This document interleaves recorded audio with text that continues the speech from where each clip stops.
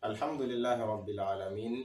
Sisan Seydou Jabiga kalanbolo kɔnɔna la k'a fara ɲɔgɔn kan an ye o daminɛ nin y'a daminɛni fɔlɔfɔlɔ ye an kɛlen kɔ ka abatasa ni ubutusu ninnu bɛɛ lajɛlen dɔn donc an b'a lajɛ nin y'a fɔlɔfɔlɔ ye k'u fara ɲɔgɔn kan abatasaw olu mana fara ɲɔgɔn kan a bɛ kalan cogo di a fɔlɔfɔlɔ an k'a lamɛn darasa darasa daraja daraja razaqo razaqo razama razama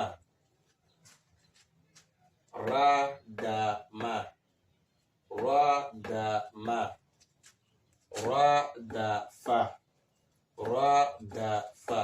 Donc a b'a lajɛ a sɛbɛncogo k'o dɔn ka ɲɛ ni Alahu subhanahu wa ta'ala ka jɛ ye.